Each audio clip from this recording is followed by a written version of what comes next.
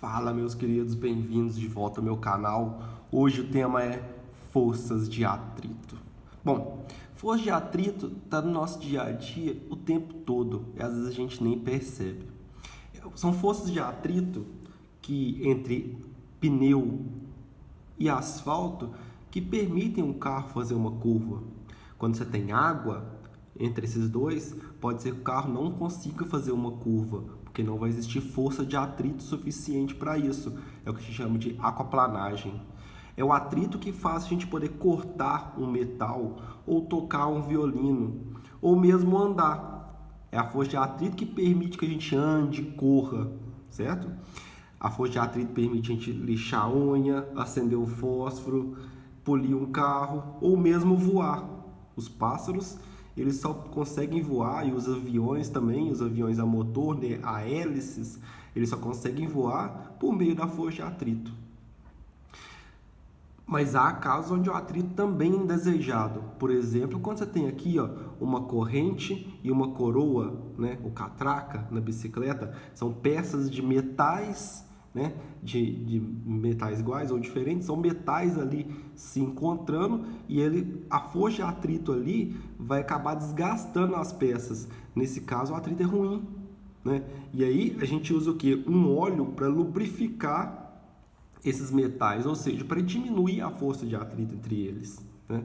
Então, o atrito ele é excelente, muitas vezes. Em alguns casos, ele é ruim. A gente tenta diminuir o atrito, né? Bom, o atrito ele é uma força. Quando que surge o atrito? Olha, quando você tem corpos e entre esses corpos há movimento relativo ou a tendência desse movimento, surgem as forças de atrito, tendendo a contrariar esse movimento ou essa tendência de movimento. Por exemplo, suponha que ali você tem uma caixa cheia de alguma coisa, um guarda-roupa, e eu quero pegar e empurrar esse guarda-roupa, né? Eu vou fazer uma força para empurrar esse guarda-roupa, né? E ali há uma tendência de movimento do guarda-roupa em relação à superfície onde ele está, um movimento relativo entre os dois. O guarda-roupa tende a se mover em relação ao chão, né? E aí surge a força de atrito, tentando contrariar essa tendência de movimento. A força de atrito então vai ser para trás aqui, para a esquerda, né? Tentando contrariar a força que eu estou fazendo para a direita. Então eu faço uma força sobre a direita, para a direita sobre um bloco, surge uma força para a esquerda sobre esse bloco. Essa força ela é impressa pelo chão sobre o bloco, né? Entre as superfícies que estão tendendo a se mover ali. É o mesmo caso quando a gente tenta se mover, né? Quando você está tentando andar, você está tentando levar o seu corpo para frente, o que você faz? Você, com o seu pé, você faz uma força sobre o chão para trás, ao passo que pela terceira lei de Newton, o chão faz uma força sobre o seu pé para frente. Essas forças aqui são para ação e reação, e elas são forças de atrito. São forças de atrito entre o seu pé e o chão. Nesse caso, olha, é um caso aqui, nesse caso aqui de cima, a força de atrito ela é contrária ao movimento, né? O bloco tende a se deslocar para a direita e a força é contrária à direção, ao sentido de movimento, a força para a esquerda. Nesse caso aqui, a força ela é no mesmo sentido do movimento. Olha, o pé tende a deslizar para trás, ele tende a escorregar para trás, né? Mas aí a força de atrito não deixa isso acontecer. A força de atrito tende a impulsionar ele para frente, na mesma direção do movimento. Então, o atrito nem sempre é contrário à direção ao sentido do movimento. Às vezes ele está na mesma direção e sentido do movimento, tá? Então, guarda essa informação aí, que às vezes pode ser útil em algum problema. Mas de onde que vem a força de atrito? Olha, a força de atrito, ela vem de imperfeições, rugosidades entre as superfícies que estão ali em contato. Quanto mais rugosas forem as superfícies, ou seja, quanto mais imperfeitas ali, forem as superfícies em contato, maior vai ser a força de atrito. E quanto mais lisinhas forem as superfícies, menor é a força de atrito. Mas não existe uma superfície perfeitamente lisa. Se você for observar em nível microscópico, sempre vai ter ali um certo grau de rugosidade, uma certa imperfeição que vai gerar o atrito, né? Se as superfícies pudessem ser perfeitamente lisas, aí sim não haveria atrito. Mas olha, aí a gente já tem um indício aqui de quanto mais rugosa for a superfície, maior é o atrito, né? Bom, a gente pode analisar também o caso do carro. Muitas vezes é cobrado isso em exercícios, né? Em relação a para qual direção e sentido da força de atrito. Olha, a gente viu quando a gente arrasta um bloco para a direita, a força de atrito ela é contrária a esse movimento, né? Então, o movimento para a direita, a força de atrito para a esquerda. A gente viu que tem casos onde a força de atrito está na mesma direção e sentido do movimento também. Olha, que o pé ele está se movendo para frente e a força de atrito também está para frente. Mas, repara, a força de atrito ela é contrária à tendência de movimento nesse caso. O pé tende a se mover para trás, tende a deslizar, mas a força de atrito não deixa, impulsionar ele para frente, né? E aí a força de atrito ela é contrária à tendência de deslocamento do pé para trás. Impulsiona ele para frente, no mesmo sentido do movimento dele.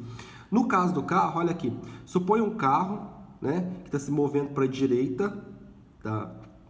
O motor está impulsionando ele para a direita, sentido de movimento, e esse motor tem tração nas rodas dianteiras, ou seja, na roda da frente. O motor vai imprimir uma força sobre a roda, sobre o eixo da roda, tentando fazer a roda girar no sentido horário aqui, ó, girar para trás. O chão não vai deixar a roda derrapar, ele vai impulsionar a roda para frente. A força de atrito, nesse caso, na roda de tração, é para frente, no sentido do movimento, tipo o caso do pé. Já a roda traseira, que não tem tração nela, ela está só sendo levada para frente, né? A força de atrito vai estar puxando ela para trás, fazendo ela girar em sentido horário, né? Então, repara, no carro que tem tração dianteira, a tração nas rodas da frente vai fazer com que a força de atrito seja para frente e a roda de trás, a força de atrito vai ser para trás, né? Se tivesse tração nas duas rodas, as duas rodas sofreriam uma força de atrito para frente, tá? Tanto o eixo dianteiro quanto o eixo traseiro, né? Como é nesse caso aqui, desse exemplo, essa figura. Se a tração fosse na roda de trás, a tração na roda de trás ali, a força de atrito estaria impulsionando ela para frente, ao passo que a roda da frente, que não teria tração, seria somente levada pela força de atrito, né? Ou seja, a força de atrito seria para trás nesse caso, beleza? Bom, mas do que depende a força de atrito, né? Quais são as dependências da força de atrito, Diego? Do que ela depende? Ela depende, por exemplo, do contato entre as superfícies? A resposta é sim, né? Qual que é mais fácil? Você arrastar uma caixa cheia de coisa dentro ou uma caixa com nada dentro, né? Mais levinha? A gente sabe que arrastar uma caixa vazia é mais fácil que arrastar uma caixa pesada. Tenta arrastar o seu guarda-roupa. Agora tira tudo que tem dentro do seu guarda-roupa e tenta arrastar ele de novo. Você vai ver que com ele vazio é muito mais fácil. Por quê? Porque a força de atrito é muito menor quando ele está vazio. E por que isso acontece? Porque a compressão entre as superfícies é muito menor. Quanto maior for a compressão entre as superfícies, maior vai ser a força de atrito. Ou seja, a gente chega a uma das dependências da força de atrito. Ela depende da força normal, a força de compressão entre as superfícies que estão em contato, beleza? Bom, a força de atrito ela depende, Diego, se o corpo está derrapando ou não? Sim, depende muito. Por exemplo, o carro, qual que é mais fácil do carro frear? Quando ele está em atrito lá com o solo, né? Ou quando ele está com um efeito de aquaplanagem ali, derrapando. É muito mais fácil separar o carro quando ele não está derrapando, né? Por quê? Porque aqui, ó, o atrito não é derrapando, o atrito não é dinâmico, a gente chama, não é cinético, aqui o atrito é estático. Atrito estático é um atrito de repouso. A roda do carro não desliza em relação ao chão. Então é um atrito de repouso, um atrito estático entre a roda e o chão. Quando a roda está deslizando, está derrapando ali no chão, o atrito já não é mais estático, tem movimento da roda em relação à superfície, está deslizando um em relação ao outro. A gente chama esse atrito de atrito cinético. Então, o atrito depende se ele é estático, que é um atrito de repouso, ou se ele é cinético, que é um atrito de movimento. Atrito cinético ou dinâmico também chamado, tá? Outra dependência é do tipo de superfície. Ora, qual que é mais fácil você deslizar? Por exemplo, eu tenho um pneu aqui, ó. Qual vai ser mais fácil deslizar o pneu? Sobre o asfalto ou sobre o gelo? Sobre o gelo vai ser muito mais fácil, né? Porque é muito mais lisinho o gelo do que o asfalto, que é mais rugoso. Ou seja, a força de atrito ela também vai depender das superfícies de contato. Por isso que o pneu, por exemplo, tem formatos diferentes ali, ó. Ele busca atritos diferentes, beleza? Então, depende da superfície em contato. O atrito depende da área de contato, se a área de contato é maior ou menor entre as superfícies. E para esse caso, a resposta é não, não depende. Se a compressão for a mesma, a força de atrito vai ser a mesma, independente do tamanho da área de contato, beleza? E isso pode ser verificado experimentalmente. O atrito não depende da área de contato entre as superfícies. Se tiver área maior, o peso distribuído da área maior ou área menor, tanto faz, beleza? Se o tipo de superfície for o mesmo, tanto faz. Bom, vamos agora entender um pouco mais sobre atrito dinâmico e atrito estático ali. Olha, suponha ali um corpo inicialmente em repouso. Pode ser uma cacheta, você está lá querendo empurrar a cacheta. Inicialmente, quais forças estão agindo sobre essa cacheta? A força peso, puxando a cacheta para baixo, e a força normal, né, de reação que a superfície faz sobre a caixa para cima. A gente sabe que essas forças aqui elas estão se anulando, porque a caixa está em repouso. Então, pela primeira lei de Newton, a força restante é zero. A força normal está se anulando com o peso. Tranquilo? Beleza. Suponha agora que eu começo a querer empurrar essa cacheta aqui, ó, né?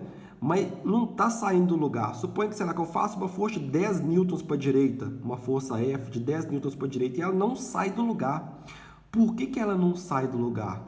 Porque está surgindo uma força de atrito tendendo a contrariar esse movimento, a força de atrito para a esquerda. E como a caixa está em repouso, a gente chama esse atrito de atrito estático, porque não tem deslizamento da caixa em relação à superfície. Ora, qual que é o valor da força de atrito? A gente sabe que esse valor é de 10 newtons. Se eu fizer uma força de 10 newtons, a força de atrito vale 10 newtons, né? Então, se eu não conseguir empurrar a caixa, se ela não saiu do lugar, se ela está em repouso ainda, a força resultante é zero. Ou seja, as forças estão se anulando. Ou seja, a força F tem que ser igual à força de atrito. Se a força F valia 10 newtons, a força de atrito também vale 10 newtons. Agora, eu estou bravo, bolado, vou fazer uma força de 20 newtons sobre a caixa, vou dobrar a força que eu estou fazendo sobre a caixa para empurrar ela.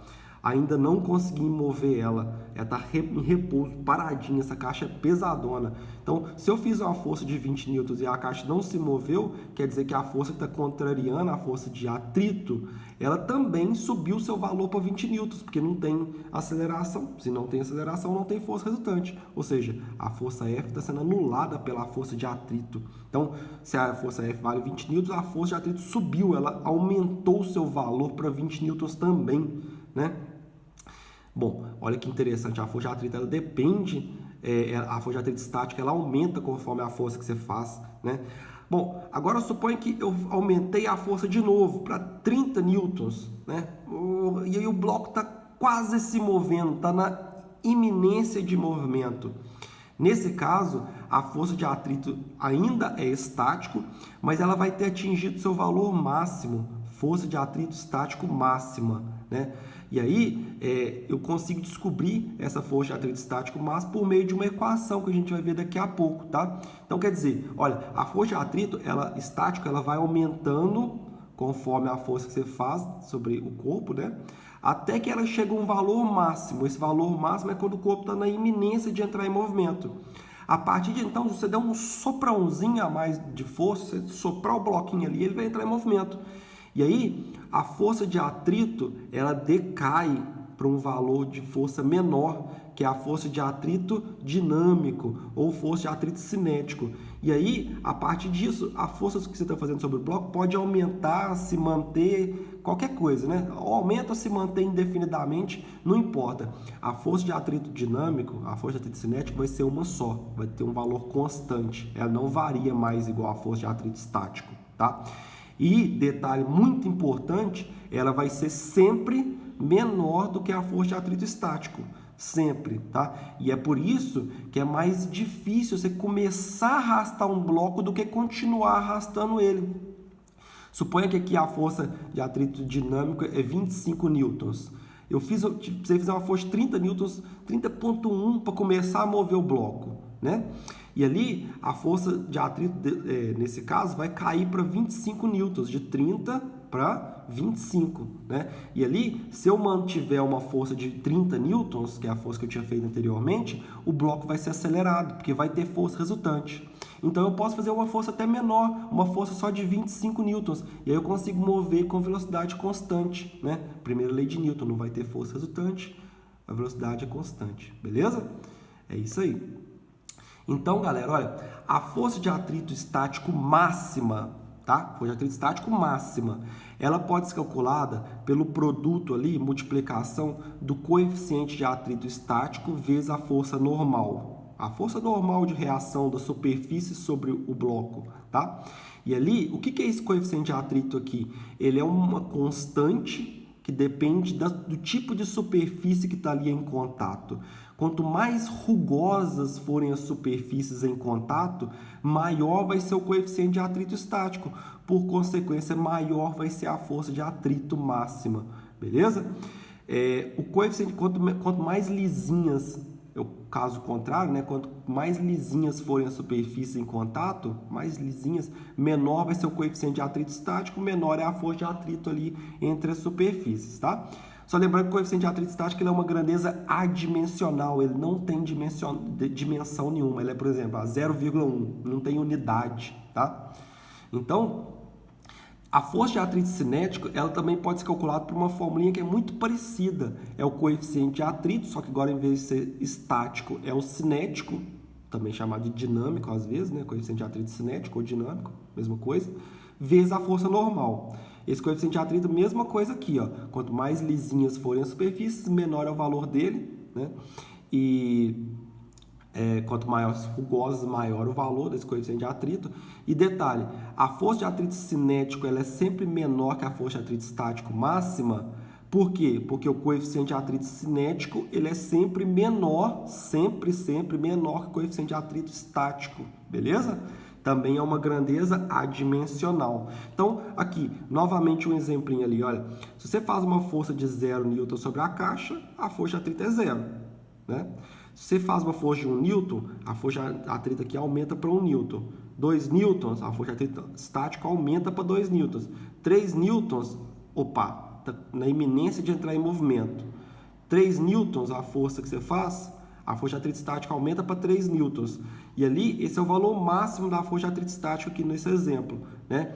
Depois que você aumenta para 4 newtons a força de atrito cai para o atrito estático para o atrito cinético, que é sempre menor, nesse caso aqui 2,5 newtons, certo? E ali, nesse caso, o bloco começa a derrapar. Sempre que está derrapando, a força de atrito que está agindo é atrito cinético, atrito de movimento, certo? E ali, ó, nesse caso, tem aceleração, ó. A força resultante aqui é 1,5 newtons, porque a força que está fazendo é maior que a força de atrito. Se você aumentar a força que você está fazendo sobre o bloco, não importa, a força de atrito continua a mesma, o atrito cinético, beleza? Bom, o coeficiente de atrito estático ou cinético, ele pode ser facilmente medido experimentalmente. Você pode ali pegar, por exemplo, o coeficiente de atrito entre uma caixa e a superfície de uma mesa, por exemplo, né, ou qualquer outra superfície. E aí você puxa essa caixa usando um dinamômetro. O dinamômetro é um instrumento que a gente usa para medir a força. Então, você consegue analisar o valor da força que você está fazendo, certo? Você consegue medir a força normal, que a força normal vai ser igual ao peso, nesse caso, beleza? Inclusive, gente, em muitos casos a normal vai ser igual ao peso, tá? No plano horizontal, muitas vezes a normal é igual ao peso, igual a massa vezes aceleração. Então, você consegue medir a força normal, consegue medir a força que você está fazendo, de atrito estático máximo ali, você puxa o bloco, quando ele entra na iminência de movimento, é a força de atrito estático máximo. E aí, com esses dois dados, você obtém o coeficiente de atrito estático entre essas duas superfícies, né? E aí, quando você começa a arrastar o bloco, você mede a força com o dinamômetro, a força que você está fazendo, né? É igual a força de atrito cinético, se você mantém a velocidade constante. Força normal você já tem, e ali você calcula o coeficiente de atrito cinético, beleza? Então, esses coeficientes são facilmente obtíveis, né? Obtidos por meio de experimentos. E agora a gente tem o que a gente precisa para a gente entender como é que funciona o sistema ABS em um carro. O sistema ABS é aquele sistema que evita a derrapagem. Por quê? Como é que ele funciona? Olha, quando você vai fazendo a força, aumentando a força sobre o pneu, a força de compressão ali do freio sobre o pneu, a força de atrito entre ele e o solo vai aumentando, até chegar num valor máximo e desse valor máximo cair para o valor de atrito cinético, que é quando está derrapando. E você não quer derrapar, porque se você derrapar, você vai perder ali a capacidade de frenagem do carro e vai demorar muito mais para desacelerar, porque o atrito cinético é menor que o atrito estático. E aí o que você faz? Você usa o ABS. O ABS é uma distribuição da frenagem. Quando a roda está ali na iminência de perder o atrito estático com o solo, vai começar a derrapar, o freio redistribui a capacidade de frenagem entre as rodas para diminuir o valor do atrito, né? E aí depois o atrito aumentar de novo, para não cair no atrito cinético, para continuar no atrito estático. Então, o ABS é um sistema de redistribuição da pressão que está agindo sobre o pneu para diminuir o atrito estático máximo para não cair no atrito cinético e derrapar, sacou? Bom, vamos fazer um exercício para a gente contextualizar esses paradas que a gente tem visto. Olha, um bloco de massa 2 kg desloca-se por uma superfície plana com uma velocidade inicial de módulo igual a 2 metros por segundo. Num local onde a aceleração da gravidade tem módulo G, o bloco para após percorrido uma distância de 1,5 metros. E quer saber o módulo, ou seja, o valor bruto ali da força de atrito entre o bloco e a superfície em newtons, né? Então, vamos circular nossos dados. Olha, a gente sabe que a massa do bloco 2 kg, velocidade inicial está aqui, velocidade final é zero, porque ele está parando depois de percorrer um deslocamento ali de 1,5 metros. Olha, ele está desacelerando, está freando, né? Então, a gente sabe que tem uma força resultante contrária à direção de deslocamento dele. Que força resultante é essa? É a força de atrito. Então, a gente pode saber pela segunda lei de Newton, olha, a força resultante é massa vezes aceleração. Mas quem que é a força resultante aqui? É a força de atrito. A massa a gente tem, 2 kg. A aceleração não. Se a gente souber a aceleração, caixa. A gente sabe o valor da força de atrito. Só multiplicar por 2. Mas a gente não sabe a aceleração. E aí, galera, que eu vou relembrar vocês que a gente tem que continuar com aquelas equações que a gente aprendeu lá na cinemática, tá? A gente vai continuar precisando delas. Nesse caso, como a gente tem variações de velocidade e deslocamento, a gente pode, pela equação de Torricelli, né, saber a aceleração do bloco. Olha, velocidade ao quadrado é igual a velocidade inicial ao quadrado, mais 2 vezes a aceleração vezes o deslocamento, que ΔS chama de D, né? É 1,5. Velocidade final, 0, porque ele está parando, velocidade inicial, 2 ao quadrado. Olha, então, 0 é igual a 2 ao quadrado, que é 4, mais 2 vezes A vezes 1,5, isso aqui vai dar 3A, né? Passa o 3A para o outro lado, subtraindo, muda o sinal aqui. Lanço o 3 menos 3A aqui, ó, o menos 3 está multiplicando o A, passa para o outro lado, a igualdade dividindo, a aceleração é menos 4 sobre 3 metros por segundo ao quadrado, né? E aí, substituindo a aceleração na segunda lei de Newton ali, ó, vai ficar assim, ó, 2 vezes menos 4 sobre 3 vai dar menos 8 sobre 3 newtons. Esse menos aqui, ó, indica que a força ela é contrária ao deslocamento, né? Então, mas tá pedindo, como tá pedindo o módulo ali da força, então foda-se o sinal, esquece ele. Resposta certa, letra D de Diego, beleza?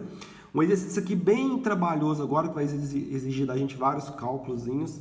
É esse aqui que é muito bom para a gente exercitar tudo que a gente viu até agora. Olha, sobre um bloco de 2 kg, inicialmente em repouso, é aplicada uma força horizontal conforme a figura abaixo. Então, tem um bloquinho de 2 kg, está agindo sobre esse bloquinho quais forças? A força peso para baixo, que é a terra fazendo sobre o bloquinho. A força normal para cima, que é a força da superfície fazendo sobre o bloquinho. A gente sabe que essas forças são iguais, estão se anulando pela primeira lei de Newton.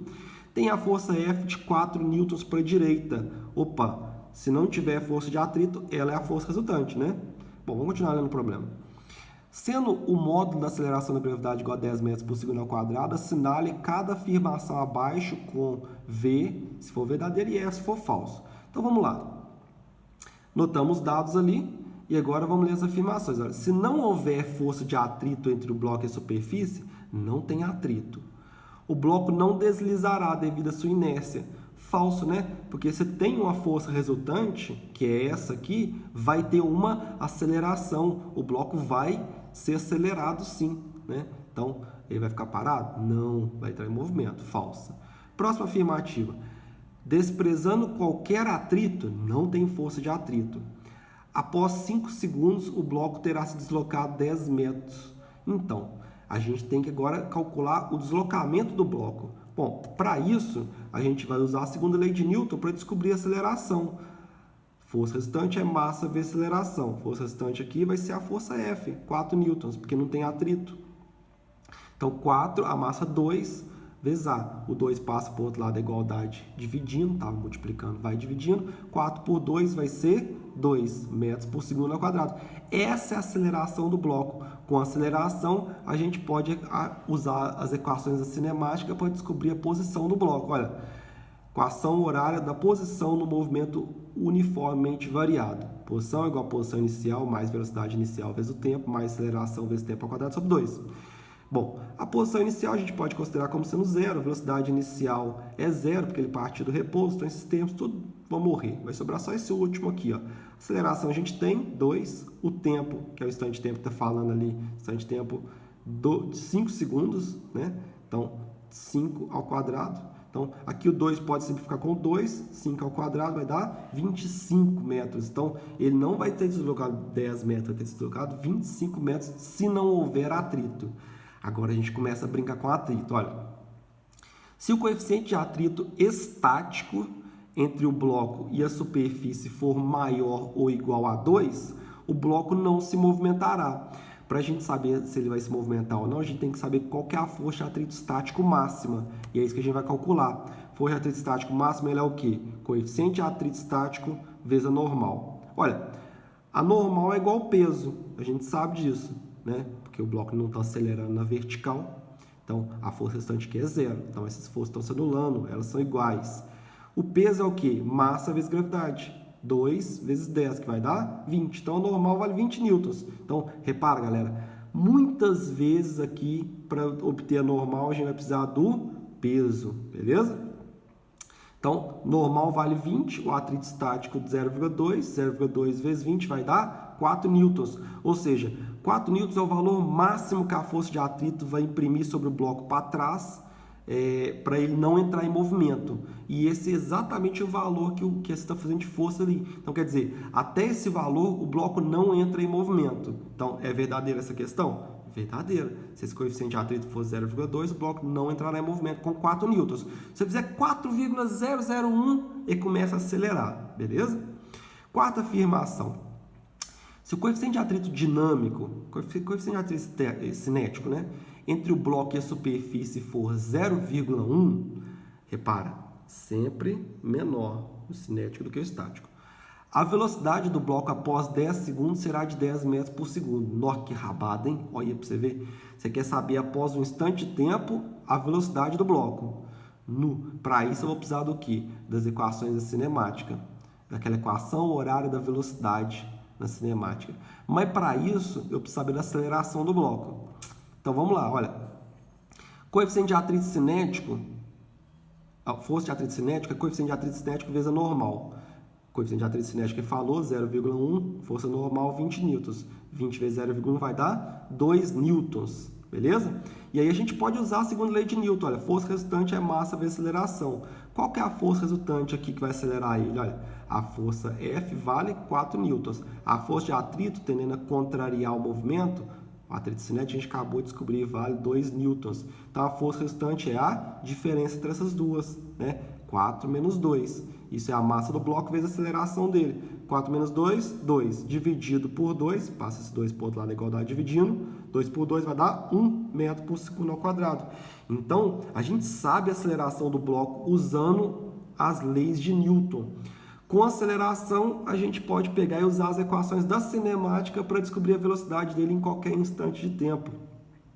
Então, velocidade igual a velocidade inicial mais aceleração vezes o tempo. Equação horária da velocidade no movimento uniformemente variado. Velocidade inicial 0, saiu do repouso. Aceleração 1, o instante de tempo que está falando ali é 10 segundos. Então, depois de 10 segundos, a velocidade dele vai ser 10 metros por segundo.